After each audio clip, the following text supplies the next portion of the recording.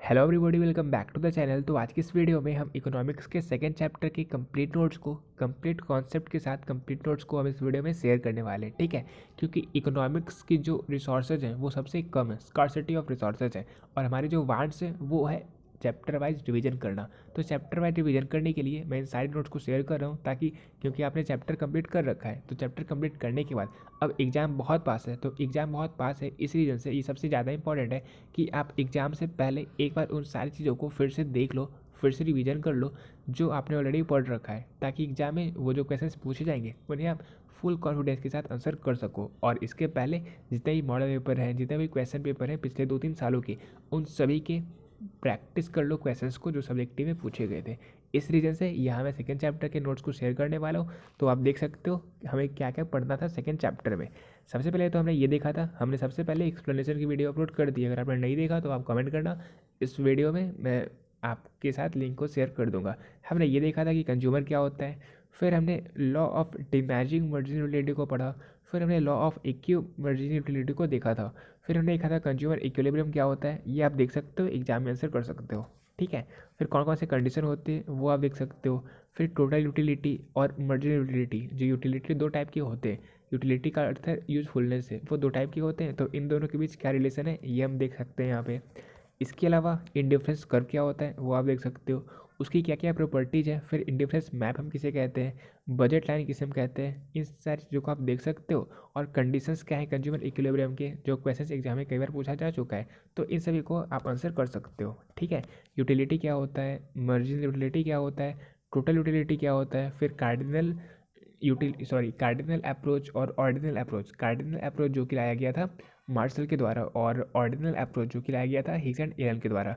तो ये क्या होता है ये आप यहाँ पे देख सकते हो। फिर मार्जिनल रेट ऑफ सब्स्टिट्यूशन क्या होता है, consumer bundle, budget set, monotonic preference क्या होता है। देखो इसका आंसर आपको यहाँ पे दिख रहा है, और ये जो क्वेश्चन है आपके शॉर्ट में कई बार पूछा जा चुका है। तो अब आपको मतलब कंप्लीट नोट्स मैंने इसलिए प्रोवाइड किया कि आप एग्जाम में सारे क्वेश्चंस को अच्छे से अटेम्प्ट कर पाओ। आपको नोट्स मिल चुके हैं, अब आपका काम बस यही है रिविजन करने का, ठीक है।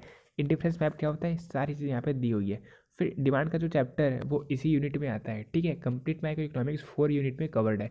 तो जो डिमांड और इलास्टिसिटी ऑफ डिमांड का चैप्टर है वो भी इस यूनिट में आता है। तो फिर मैं चाहता हूँ कि कम वीडियो में बहुत सारी चीज़ों को कवर कर लूँ, इस रीज़न से इसके नोट्स को भी इधर ही शेयर कर देता हूँ।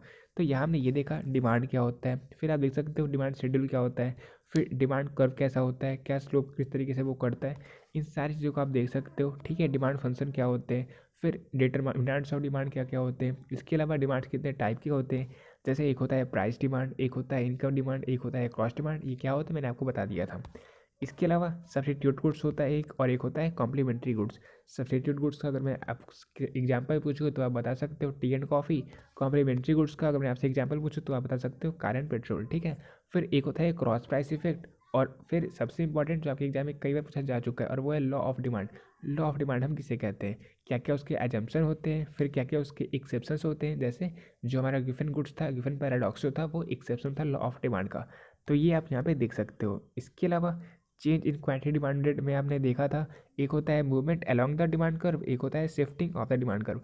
ये मैंने आपको वहाँ पे डिटेल में बता दिया था। तो आप इस तरीके से एग्जाम में इन सभी चीज़ों को आंसर भी कर सकते हो, ठीक है। फिर इलास्टिसिटी ऑफ डिमांड क्या होता है, percentage change in quantity demanded divided by percentage change in price, ये इसका फॉर्मूला होता है इलास्टिसिटी ऑफ डिमांड को कैलकुलेट करने का। फिर degree of price elasticity of demand क्या होते हैं, 5 होते हैं। एक होता है परफेक्टली इलास्टिक डिमांड, जिसकी इलास्टिसिटीनेस होती है इनफिनिटी। एक होता है परफेक्टली इनइलास्टिक डिमांड, जिसकी इलास्टिसिटी होती है 0। एक होता है यूनिटरी इलास्टिक डिमांड, जिसकी इलास्टिसिटी होती है 1। और एक होता है हाईली इलास्टिक डिमांड, जिसकी इलास्टिसिटी होती है 1 से ज़्यादा। और एक होता है रिलेटिवली इन इलास्टिक डिमांड, जिसकी इलास्टिसिटी होती है 1 से कम, ठीक है। यानी कि यहाँ पे प्राइस के चेंज होने पर जो डिमांड होता है उस पर कुछ ज़्यादा असर नहीं पड़ता, इसलिए इसे हम इन इलास्टिक कहते हैं, रिलेटिवली इन इलास्टिक कहते हैं, ठीक है। तो ये मतलब मैंने वहाँ पे कंप्लीट चीज़ें करवा रखा था, इस वजह से यहाँ पे मैं कुछ एक्सप्लेन नहीं कर रहा। इसके अलावा आप देख सकते हो कौन कौन से फैक्टर होते हैं जो इलास्टिसिटी और डिमांड को अफेक्ट करते हैं। ऑब्जेक्टिव फैक्टर्स कौन से हैं, सब्जेक्टिव फैक्टर्स कौन कौन से हैं, सोशल फैक्टर्स कौन से हैं, प्राइस फैक्टर्स कौन से हैं। आप चाहो तो इनमें से कुछ पॉइंट को एग्जाम में आंसर कर सकते हो, ठीक है। फिर इलास्टिसिटी ऑफ डिमांड को हम किस तरीके से मेजर कर सकते हैं, एक होता है टोटल एक्सपेंडिचर मेथड और एक होता है प्रोपोर्शनेट और परसेंटेज मेथड और परसेंटेज चेंज मेथड। ठीक है, तो इस तरीके से आप एग्जाम में से कर सकते हो, ये क्वेश्चन पूछे जाएंगे तो। और इसके अलावा आप फिर से देख सकते हो क्वांटिटी डिमांडेड क्या होता है, इनकम इफेक्ट क्या होता है, सब्सटीट्यूशन इफेक्ट क्या होता है, प्राइस इफेक्ट क्या होता है, गिवन गुड्स क्या है, प्राइस इलास्टिसिटी ऑफ डिमांड क्या होता है। मतलब आप क्विक रिवीजन कर सकते हो, और क्विक रिवीजन के लिए ही मैं आपको ये सारी चीज़ें प्रोवाइड कर रहा हूँ। तो अगर आपने बहुत कम चीज़ों को पढ़ा है तो उस केस में आप ये कर सकते हो कि आप कम चीज़ों की रिवीजन करो। ठीक है, बहुत सारी चीज़ों को, कंप्लीट चीज़ों को आपको पढ़ने की जरूरत है नहीं, बल्कि जो जो हाईलाइटेड है आप बस उन्हें ही पढ़ो, और एग्जाम में वो क्वेश्चन पूछे जाएंगे तो आप आंसर कर सकते हो। तो ये कंप्लीट, अगर आप चाहते हो माइंड मैप तो आप देख सकते हो, ये कंप्लीट माइंड मैप है इस चैप्टर का, कंज्यूमर इक्विलिब्रियम एंड डिमांड के चैप्टर का। और आप इन सभी को देख सकते हो, और साथ ही साथ इसके PDF को डाउनलोड भी कर सकते हो। ठीक है, इस कंप्लीट वीडियो का जो मैंने कंटेंट आपको दिखाया, जो मैंने आपको नोट्स दिखाया, इसके PDF फॉर्मेट को डाउनलोड करने के लिए आप इस वीडियो के डिस्क्रिप्शन बॉक्स को चेक कर सकते हो, वहाँ मैंने लिंक शेयर कर रखा है। ठीक है, तो लिंक पर आप क्लिक करोगे तो फिर ये PDF ओपन हो जाएगा। हालांकि PDF में एक पासवर्ड लगा हुआ है, तो आपको micro MICRO micro word type करना है। आप जब माइक्रो टाइप करोगे तो वो PDF ओपन हो जाएगा। ठीक है, यानी कि वो जो PDF है वो पासवर्ड प्रोटेक्टेड है।